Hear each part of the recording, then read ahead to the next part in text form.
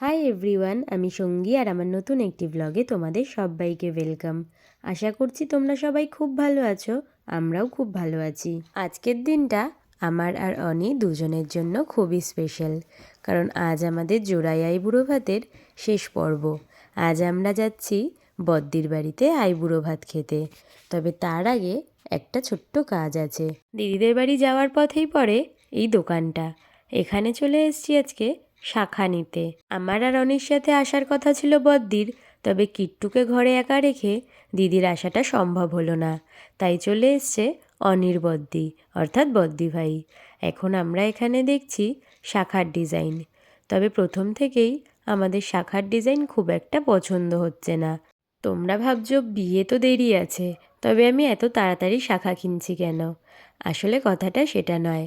আজ হলো বুধবার আর আমার বিয়ে রবিবার, অর্থাৎ শনিবার শাখা পরা যাবে না। আমাকে শাখা পরতে হবে রবিবার। আর বাড়ির সামনে সেরকম কোনো ভালো শাখারই না থাকায় তাই আমি চলে এসেছিলাম এই দোকানে শাখা কেনার জন্য। শাখার ডিজাইন পছন্দ না হয় ওই দোকান থেকে আর আমরা শাখা নিয়ে নিই।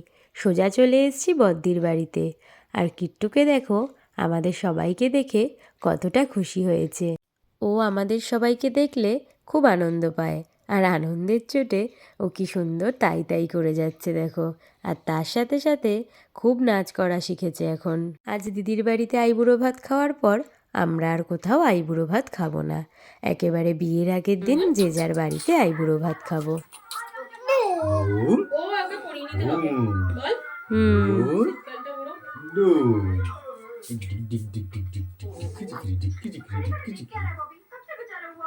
কি চলছে রে? ওটা কিন্তু নিয়ে যেতে হবে, বুঝলি? এমন ওটা নিয়ে যেতে হবে কিন্তু।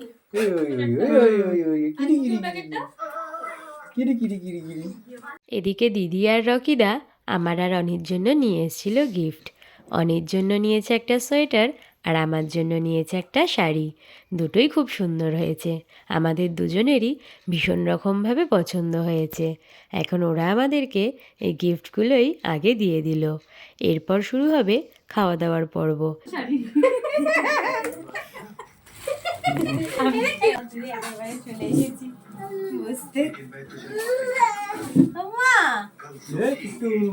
ফটো তুলে দিবি এবার, হ্যাঁ? কিট্টুকে বলে নিয়ে ফটো তুলবো। আজকের মেনুতে ছিল ফ্রাইড রাইস, চিলি চিকেন, চাটনি, পায়েস, 5 রকমের সন্দেশ, মিষ্টি দই আর আইসক্রিম। আজকের মেনুটা কিন্তু সম্পূর্ণভাবে আমি ডিসাইড করে দিয়েছি। দিদি বলেছিল ভাত, মাছ, মাংস করবে, তবে আমি আমার পছন্দ মতন দিদিকে রান্না করতে বলেছি, আর দিদিও তাই করেছে। দিদি একা রান্না করেনি, দিদির সাথে হেল্প করে দিয়েছে দিদির এক জা, প্রিয়াদি। তাকে অনেক অনেক থ্যাঙ্কস। আর এই হলো আমার দিদির ফ্যামিলি, দিদি, রকিদা আর কিট্টু। আর খাবার দাবার সাজিয়ে বেড়ে দেওয়ার পুরো ক্রেডিটটা ছিল ছদ্দির। ছদ্দি আজকে আমাদের এই খাবারগুলো সুন্দর করে সাজিয়ে পরিবেশন করে দিয়েছে।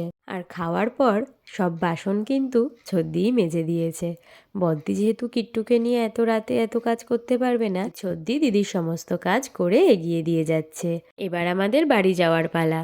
তবে তার আগে কিট্টুর সাথে একটু দুষ্টুমি তো বানতা হে, তাই কিট্টুকে নিয়ে করে নিলাম অনেক অনেক আদর। আর ভিডিওটাও আজকের মতন এখানেই শেষ করছি। ভিডিওটা ভালো লাগলে একটা লাইক করে দিও। আজকের মতন টাটা।